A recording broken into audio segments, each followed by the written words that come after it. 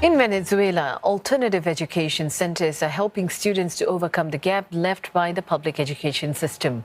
Parallel schools have become a solution not only for students but also for teachers struggling to cope with low salaries. Triny Mena reports from Caracas. At this house in Antímano, west of Caracas, children come eager to learn. It is a home, but also an improvised school run by 46-year-old Mireya Guerrero.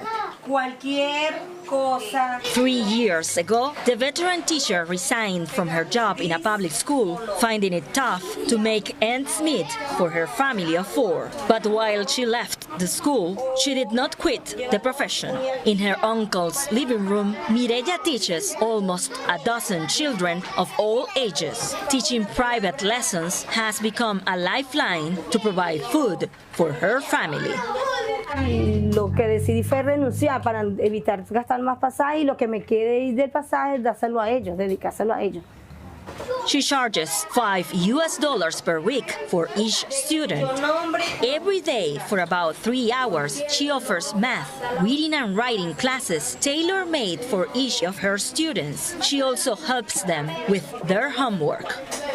Siento que explican mejor que en el colegio, porque en el colegio a mí me han tocado veces donde explican muy rápido y no puedo copiar la tarea. Ahí me quedo atrasado, pues. But paying for private tutoring is a luxury for many Venezuelans in a country where the monthly minimum wage is about $22. Ana Fernandez has a child studying at the school. She says while these extracurricular classes put a financial burden on her family, they're also helping to fill any gaps in her child's education resulting from the coronavirus pandemic. Porque claro, por la pandemia sí se ponen flojos como que dice en la casa.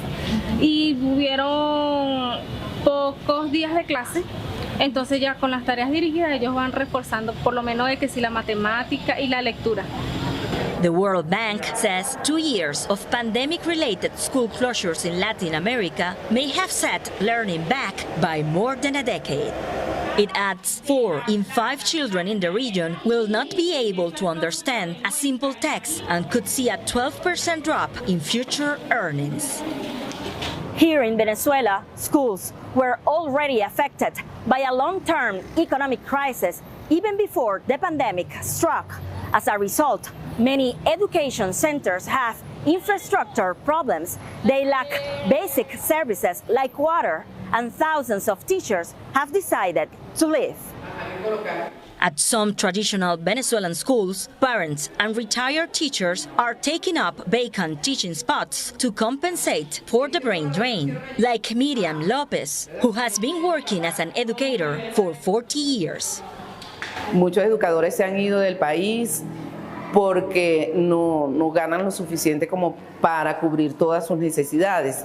Y muchos están haciendo otras actividades que no le corresponden. For now, these alternative education centers are helping to reduce the educational gap in the country, even as they reinforce the existing divide between those who can access quality education and those who cannot. Mena, CNA, Caracas.